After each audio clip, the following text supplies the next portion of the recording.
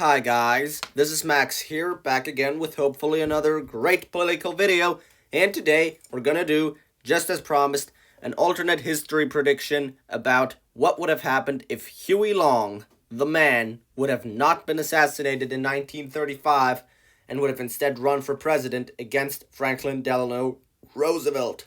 Now, in our real world, Long was attempting to challenge Roosevelt for the Democrat Party presidential nominee.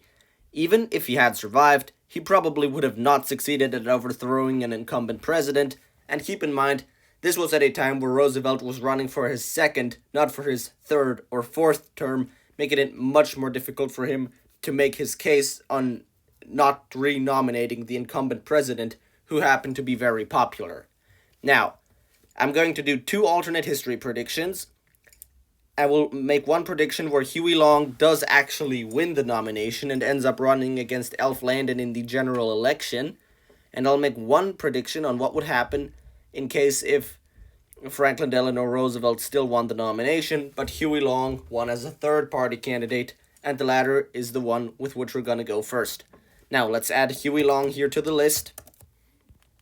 I'll just call his party the National Democratic Party because, well, he could have called it anything, but I will not pick one of the more extreme choices like Huey Long Team or our Lord and Savior Huey Long Party because that sounded a bit ridiculous, even though he might have actually gone with that name.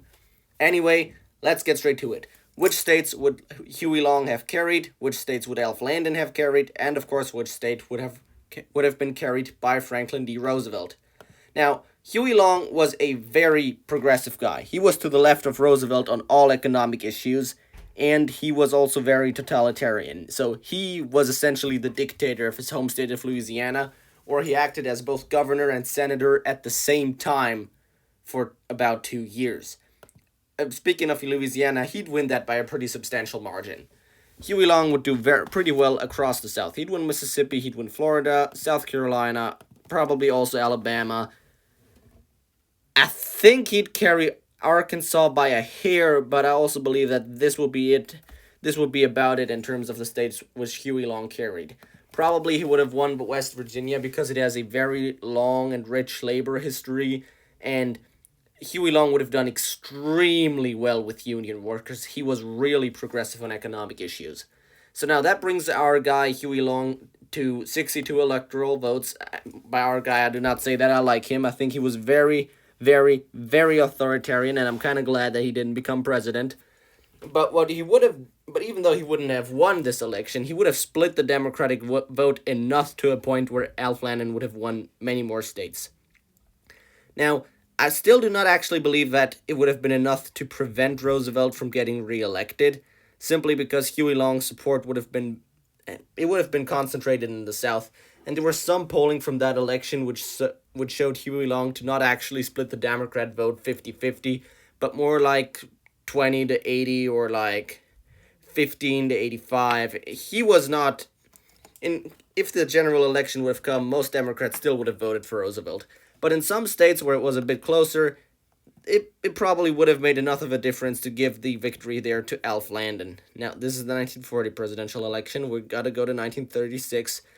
And if we look at the county map, here we find that not all states voted for Roosevelt by a hefty margin, especially in the Plains region, also in the Midwest, where there are many labor unions. Huey Long would have done well. He would have done well with laborers and farmers, and it would have given Alf Landon a couple of states. Now, New York, I believe, would have voted for Landon. I don't think there would have been many Long supporters in the Northeast, but I still think it might have been enough to give him New Hampshire. Wait a second, let's check out how it went there. New Hampshire. Was it close? Oh, yeah, it was close. I believe Huey Long would have, Alf Landon would have won New Hampshire. He would have probably won Ohio and Indiana and Michigan, because these states were pretty Republican at the time. They were just carried by Franklin Delano Roosevelt because he was extremely popular. Yeah, those states would go for Landon, along with Illinois probably, not Wisconsin though, and he'd win a couple of plain states. I don't think he would carry North Dakota since he did not carry a single county in our timeline, But yeah, in Iowa he might would have had a chance. Not really. Let's give him Colorado, and I believe this is it. Now, as you can see in this map, Roosevelt would have won re-election, but it would have been a really, really, really intense battle to fight for him. It would have certainly not been easy at all. And in fact, I believe he might have even lost Kentucky as well, because Kentucky has a high Union presence, and with the vote split between Huey Long and Roosevelt so much, we might have seen a situation in which a Republican, in a year that was absolutely not favorable for his party, would have won a state in the South that was reliably Democratic at the time, while still losing the general election. So, even though it might not have changed anything really significant in terms of historical events occurring, a third party run by Huey Long is still a fascinating thing to look at, and that's the reason why I drew up this map. Now, obviously, we will never know how things would have gone down, but policy-wise, I believe Huey Long would have pushed Roosevelt even more to the left, and the entirety of the nation in terms of New Deal programs. And that would have been a minor difference, but not too much. What would be a very, very, very big difference, though, is if Huey Long had actually won the Democrat Party nomination. Now, let's reset this map. I hope you guys take a screenshot of this if you like the map or something. We will now take a little look at what would have happened if Long had gone off against Alf Landon. Now, let's wait for this map to load. It might take a moment, but don't be worried. Everything is gonna be alright.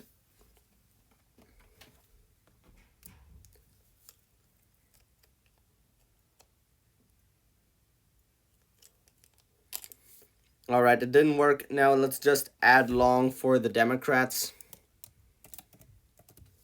and remove him as a third party candidate.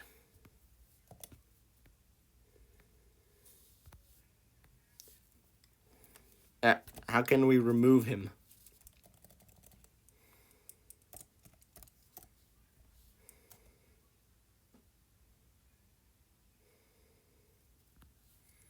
I can't remove that guy, man. So we'll just write none here. Save changes, no candidate. Alright.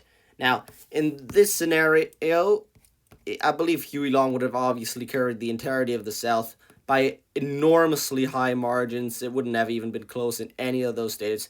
Mississippi, Alabama, Georgia, those would have been 95% margins for Huey Long. Now, however, that does not decide the entire election. In the real world, Landon did not carry a single state except for Maine and Vermont. However, with Huey Long having that reputation of being kind of an authoritarian guy and of going really, really hard on many of these New Deal programs, Landon would have had solid ground to attack Long, but he probably wouldn't have used it because he himself wasn't really an aggressive campaigner. He didn't even try to win. It's almost as if he didn't want to win. He was one of the weakest and worst presidential candidates of all time. However, he still might have fared a bit better because lots of farmers would have just been a bit too scared by Huey Long's extremely, extremely heavy redistributionist policies.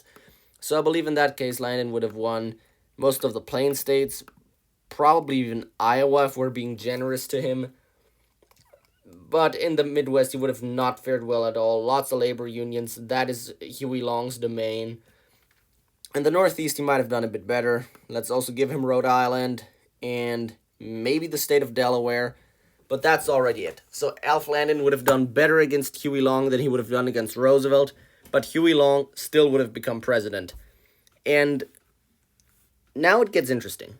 Because if we look at Germany, there a certain fellow named Adolf Hitler misused a time of economic crisis and stagnation in order to justify enormous powers for himself and his party. And many countries turned to fascism at the time of the Great Depression. And I believe under Huey Long, America would take the same route. I mean, it would go down the same route. Now, in 1940, Huey Long would have overwhelmingly defeated all of his opponents in the Republican Party and the Democratic Party. He would have been popular, And with World War II in sight, not really happening, but with the war in sight, it looked unlikely that he would have been thrown out, even for a guy like Wendell Willkie. Now, Wendell Willkie, why am I deleting all those states now? Wendell Willkie would have probably done better than he did in our timeline. Again, he would have done better. He probably would have won Wyoming, Montana, because those states were pretty much opposed to Roosevelt. They would have been even more so opposed to Huey Long. He might would have been able to win. He certainly would have won New York. That only went to Roosevelt because it was from there. The turnout wouldn't have been so high for a Dixie president in that state on the Democratic side, because Huey Long was from the South. Now, New Jersey, not Massachusetts, but Connecticut, New Hampshire, those would have gone to Wendell Willkie in our timeline. Maybe even Pennsylvania. But I feel like Pittsburgh and the working class areas of the state would come out heavily for Huey Long, and I really don't know. It could have gone either way, but because we already know Huey Long's gonna win re-election, let's give it to Wendell Willkie just out of generosity. And there we go, 200 electoral votes versus 331. Huey Long becomes president. Now, what happens next? World War II happens. Eventually, the Japanese attack Pearl Harbor. And that's basically the moment where America ceases to be a democracy. Huey Long not only declares war on Japan, but he gets Congress to give him very far-reaching authorities in order to combat the Japanese threat. And he begins consolidating all the powers of the federal government within himself. In order to prepare the nation for war, he goes as far as letting the arm of the federal executive branch reach within the smallest local communities of our country. And in a national referendum, he lets the people approve of him as a dictator of the United States. And this video is super, super crazy. I really apologize if you think it's going a bit too far. But eventually, Huey Long ends up becoming dictator. And in the 1944 presidential election, it's basically the same thing as it is in North Korea, or as it was in the Soviet Union. It is just an election for show. Everyone knows Huey Long's gonna win. Nobody even contests it. And that's the end of this video. Goodbye. See you tomorrow.